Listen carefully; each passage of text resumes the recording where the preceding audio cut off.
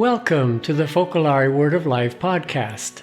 My name is Nick Cianforani and I'll be your host. The Word of Life is a phrase chosen from Scripture each month and shared around the world and that we're all invited to live by. Every sentence in the Gospel presents a unique challenge to us. Some can be a little puzzling in the way we are called to live them in our daily lives, but some are clear as daylight. The Word of Life for this month comes from Matthew chapter 18, verse 21. Lord, how many times shall I forgive my brother or sister who sins against me? Up to 7 times?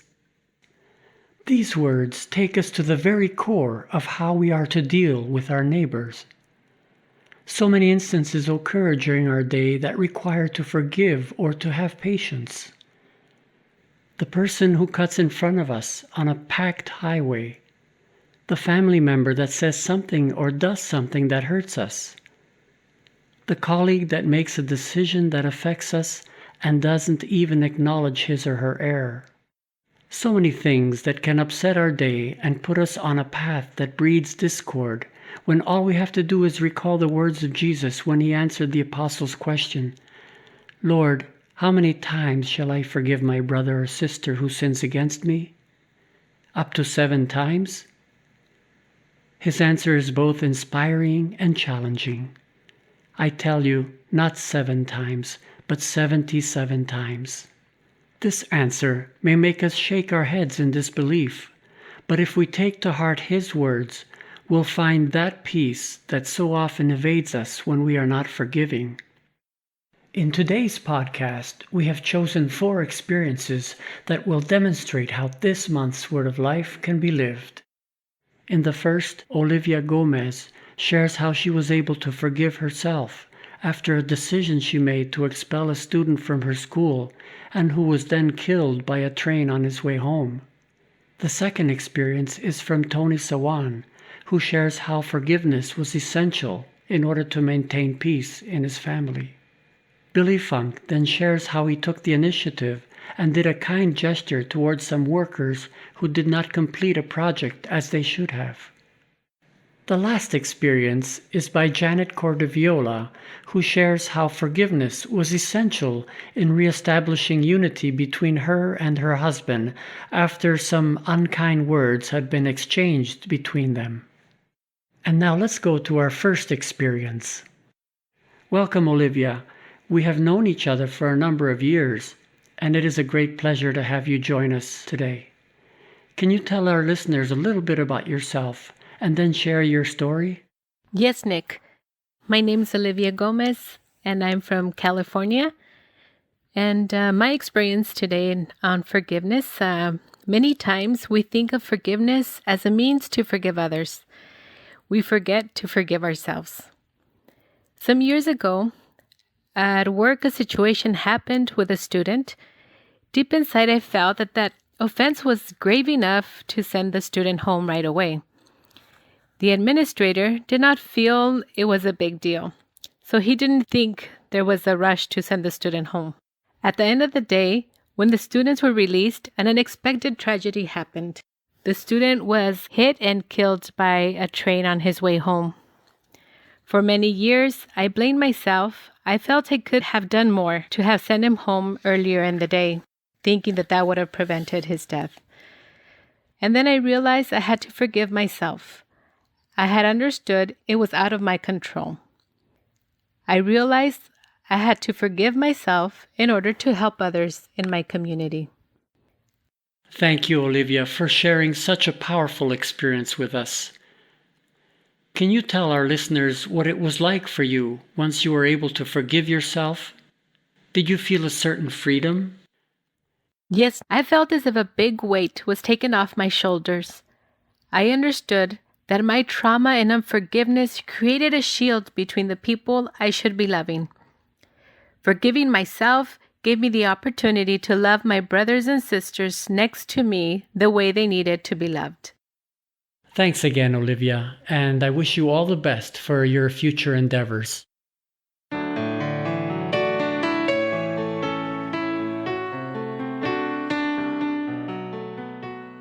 The next experience comes from Austin, Texas. Welcome, Toni. Thank you for joining us today. Can you tell us a bit about yourself before you share your experience? Hi, Nick. Thank you for inviting me to share my experience.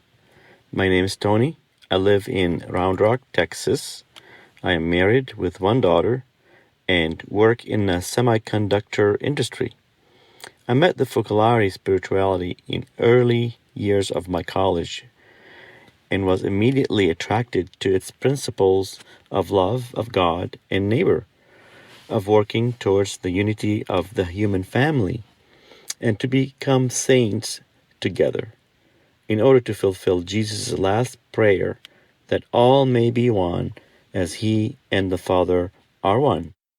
Thanks for that wonderful introduction, Toni. We're all ears to listen to your experience now.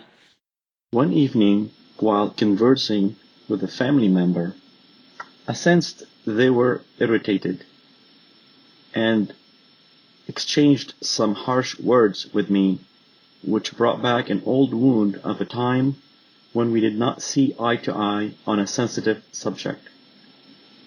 I felt hurt because I had thought we had matured through the years and grown over that issue.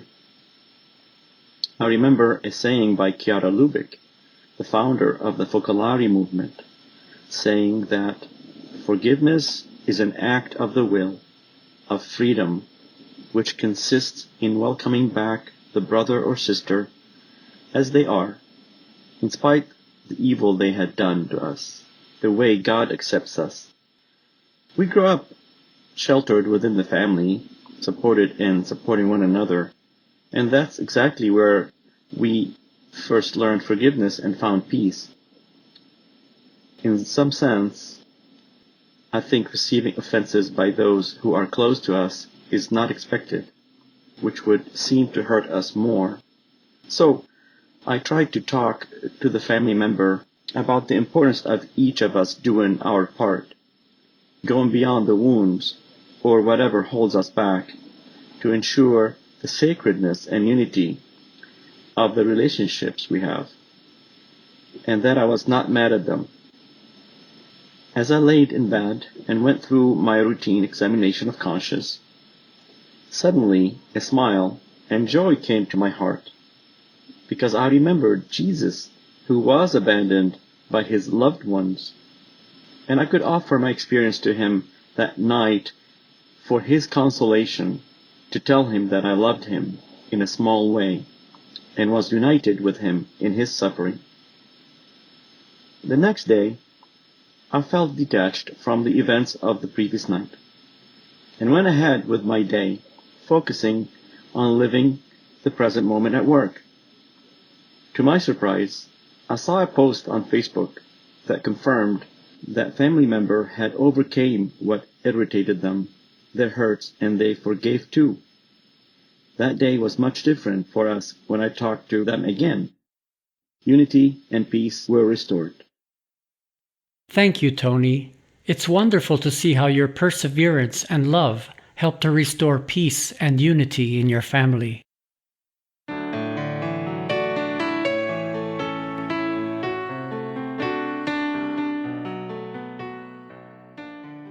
Hi, Billy. Thanks for joining us from El Paso, Texas. Besides being a husband and father, you are also involved in music ministry. Yes, you're right, Nick. I am involved with music ministry at our parish community. For me, music is a way that I can love and serve the people of God in gladness and joy. Even more, to me, music ministry is a beautiful act of love to God. It is indeed, Billy, and I commend you for doing that. We're curious to know what you did after some workers did not complete well a job they were asked to do. And I know that this month's Word of Life had an important role in helping you deal with the situation. The thought that struck me reading the Word of Life for August, Lord, how many times shall I forgive, is that forgiveness is not a feeling. It is a choice, and it is my choice to forgive not only when the offense is repeated, but over and over when the offense comes to mind. Yes, and I believe that often it is difficult to forgive, but with God's grace, everything is possible. And so go ahead and tell our listeners the story. We have a crew that regularly cleans the yard.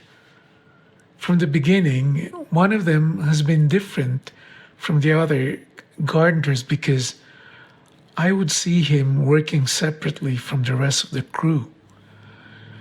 On several occasions in the past, I would give him instructions and his work assignment would be unfulfilled when everyone had finished working and ready to leave.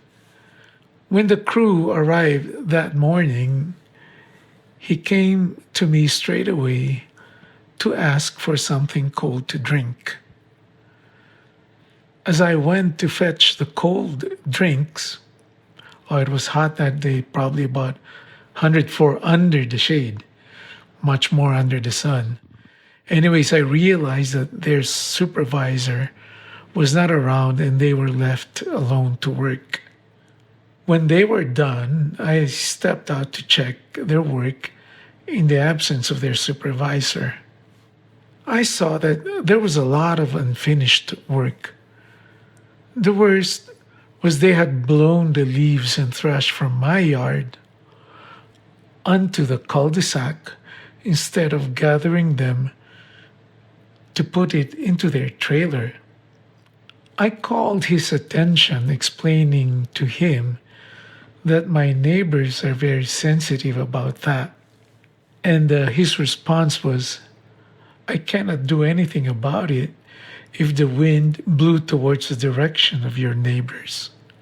Suddenly, past experiences with him and judgments came to the fore, and I was ready to enforce my rights. I have also been practicing how to pause effectively. In this case, pause when you are angry. And as I paused, I asked Jesus for the strength to forgive. I immediately distanced myself, and as I went into the kitchen for a drink, I saw a big watermelon we had just gotten from Costco. I opened it immediately and took several slices of watermelon to share with the entire crew, this guy included. Oh, when they saw me coming, everyone dropped what they were doing to join me under the tree to eat the watermelon. When I looked across my neighborhood, the leaves have all disappeared. I didn't even ask if it was the wind. Thank you for listening. Thank you, Billy. Your experience inspires me to also be ready to forgive whenever I find myself in a similar situation.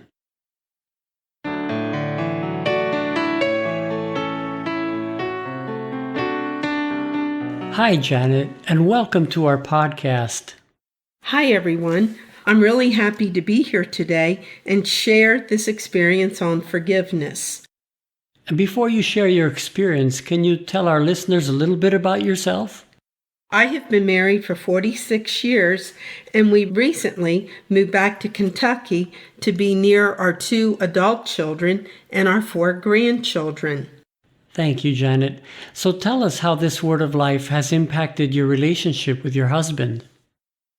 My husband and I have had lots of moments to start over and forgive one another. I am from an Irish background, and it's difficult for me to always express what's in my heart.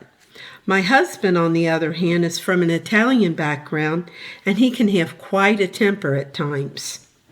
We had one of those moments when I was taking him to work one day.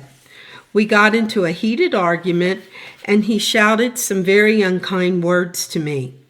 In that moment, I was so angry and so hurt, I decided to leave him at the store and let him walk to work the rest of the way to cool off. I drove back home that day with a heavy heart, and I started to worry if he had made it to work okay. Lord, how many times shall I forgive my brother or sister who sins against me? Up to 7 times? So I called him at work and told him I was really sorry and asked him if we could continue our discussion in the evening when he came home from work. He also apologized to me, saying that I was right to let him walk to work, allowing him to regain his composure. He immediately said, "I should never have spoken to you in that tone." I can truly say that since we always try to have mercy and respect for one another, when we do have disagreements or arguments, I can hardly go on until we have worked through our differences and misunderstandings. We've had a lot of practice, and it's become easier to forgive one another more quickly.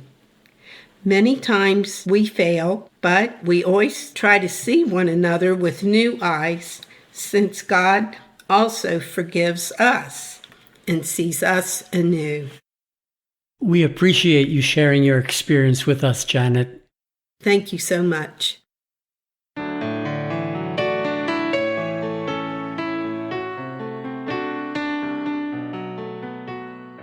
So thank you for joining our podcast today. We hope you have been inspired by the wonderful stories shared. I look forward to being with you again next month. To listen to the commentary on the Word of Life of this month, just go to the previous episode of this podcast. I invite you to join me each month for new episodes. Bye for now, and God bless. The Word of Life is translated into approximately 90 different languages and dialects, reaching millions worldwide through print, radio, TV, and other media. There are special versions for children and teens as well, which you can find at livingcitymagazine.com.